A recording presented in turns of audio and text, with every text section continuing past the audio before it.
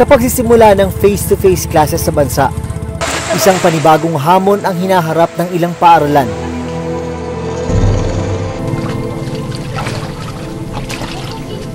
Ang silid-aralang ito sa Macabebe, Pampanga, pinasok ng tubig baha. Sa Hagonoy, Bulacan, may mga silid-aralan na tuluyan ang inabandona dahil naman sa lalim ng tubig. Sa Burot Integrated School sa Tarlac City naman, nakuha ng video ang pagpasok ng malakas na tubig ulan sa loob ng silid-aralan nito lang Huwebes.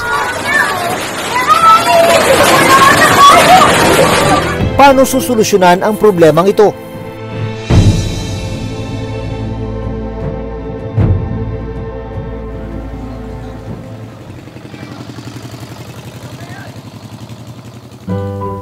Miyerkules ng umaga, maagang nag-aayos ng gamit ang grade 6 student na si Carla Lakap. Ngayon ay ikatlong araw ng face-to-face classes nila dito sa Macabebe, Pampanga.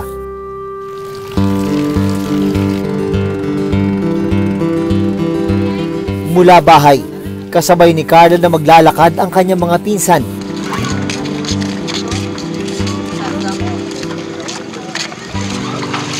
Tatlong dekada na lumubog sa baha ang lugar ni Carla.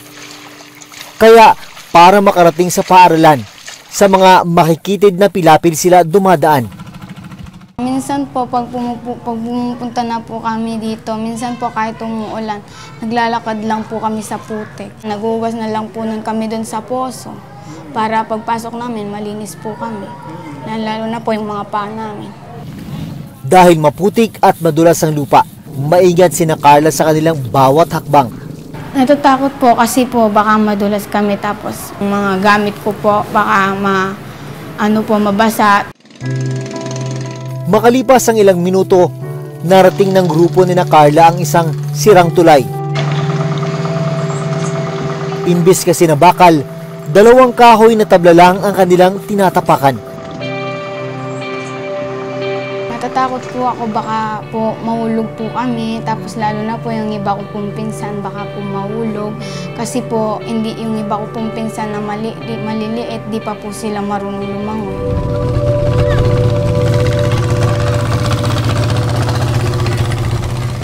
Ito yung bahagi na kinakatakot ng mga residente, hindi lang mga residente, mga estudyante, mga guro at iba pa na tumatawid dito. Ay, dito pag nagkamali ka, siguradong laglag ka doon. Problema, kung hindi ka marunong lumangoy, doon ang papasok yung matinding peligro. At may nangyari na nga ganyang insidente dati. Ang ikinakatakot ni Carla, nangyari sa kanyang pinsan. Nahulog po siya doon sa doon sa butas ng tulay doon. Kasi po nasisira na po 'yun. Tsaka ilang kahoy na lang po yung nandoon. Kami lang po noon hindi pa po noon kami marunong lumangoy kaya hindi po namin siya nasagi. Nung ginawa po namin, umuwi na lang po kami. Tapos nung pumunta po siya doon sa tulay, hindi na po siya nahanap.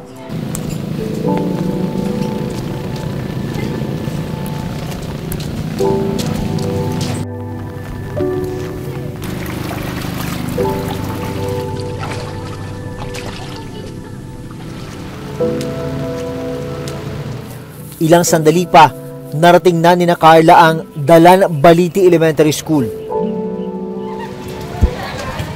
Dito na namin nalaman ang isa pang malaking problema.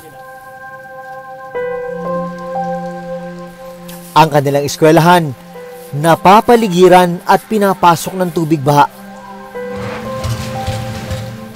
Ngayong umaga, inabutan namin si Teacher Maylene na naglilinis ng tubig. Nililimasan ko po yung namin, school ground.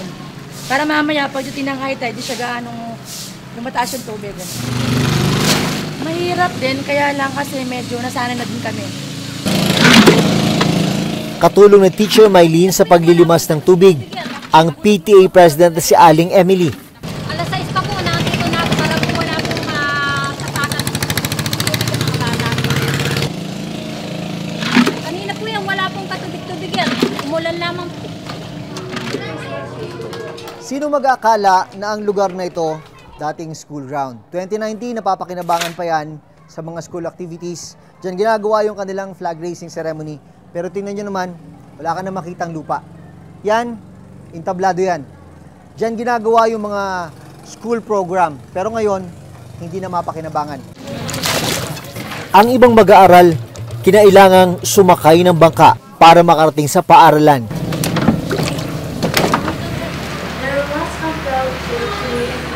Pagpatak ng alas 7:30 ng umaga, nagsimula na ang klase ni Carla.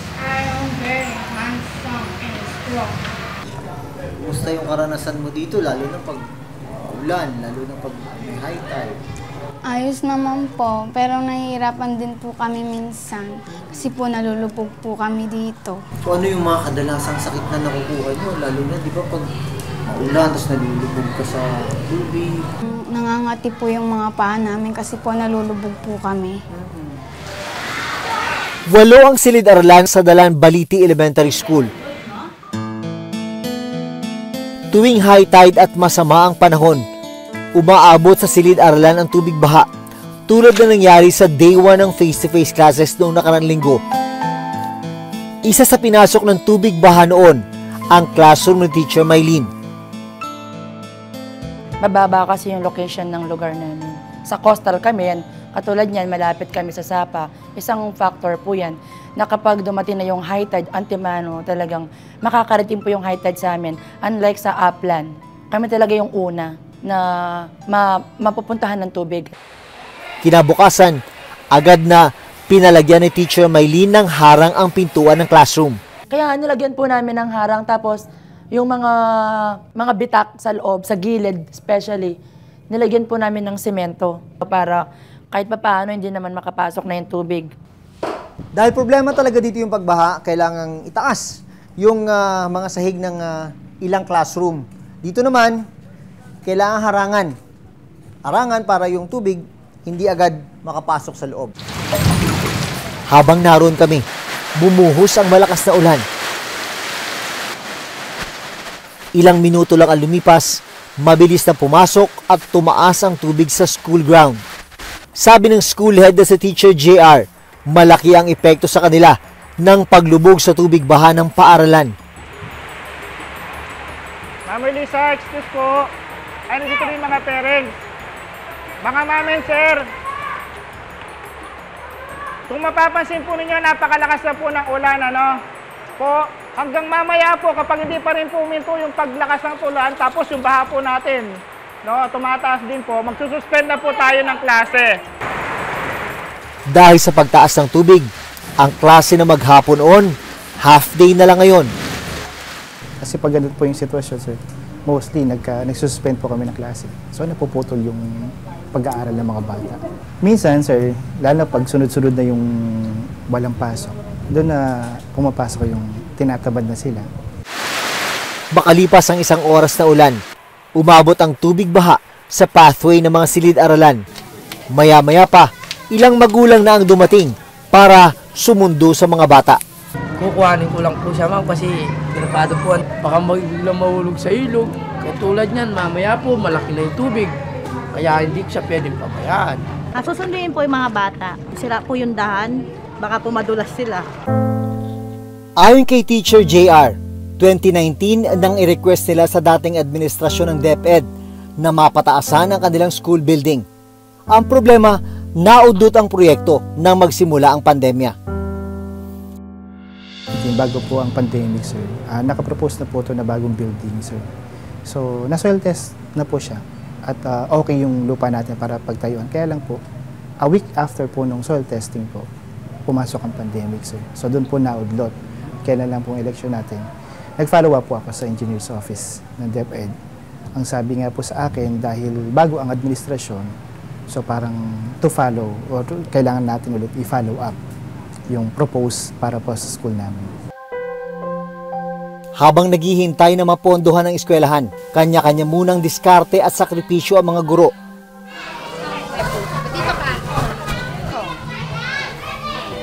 Maswerte na raw sila lalo't may ilang individual at grupong nagpapaabot sa kanila ng tulong. Very good. O, ito. nakakapag-adjust kayo sa sitwasyon dahil sa tulong ng mga kaibigan, sa tulong ng mga concerned citizens? Yes po. Kaya po, kung ano lang po yung naibigay sa amin, sir, pinagkakasya namin. At pag alam ko po at ng mga teachers na hindi kasya, sir, doon kami gumagawa ng paraan. Sobrang sakripisyo po talaga, sir. Kasi kapag meron po kaming projects dito sa school, yung mga asawa po nila, yung sir, nagvo-volunteer talaga na maisagawa po at maisaayos yung iba't ibang parte ng paaralan, sir. Na walang bayad yun, sir. Talagang purong volunteerism lang talaga, sir. Sa kabila ng hirap na kanilang nararanasan, inspirasyon daw nila ang kanilang mga mag-aaral. Kapag gano'n na dumarating na ako sa puntong nanghihina na ako, agad-agad naisip ko, mga mag-aaral dito, yung mga teachers, sila yung parang nagiging lakas ko talaga.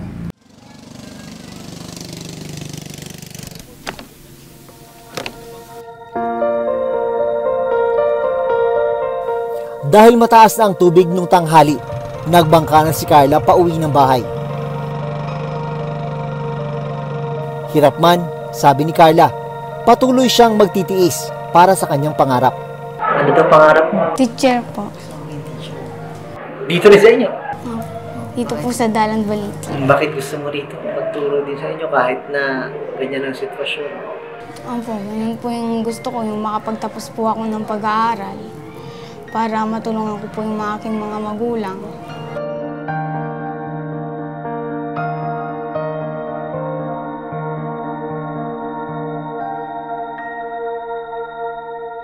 Sakop ng Barangay Santa Maria Libutad ang Dalan Baliti Elementary School. Sa land subsidence study ng National Economic Development Authority noong December 2020, tinukoy na ang pagiging malapit sa coastal area ang isa sa mga dahilan ng pagbaha sa Macabebe, Pampanga. Nagkaroon din daw ng pagtaas ng tubig sa dagat o sea level rise. Nagdulot din ng pagbaha ang tinatawag na land subsidence o pagbaba ng lupa sa lugar at ibang bayan sa Pampanga at Bulacan. Kasama na riyan ang bayan ng Hagonoy, Bulacan.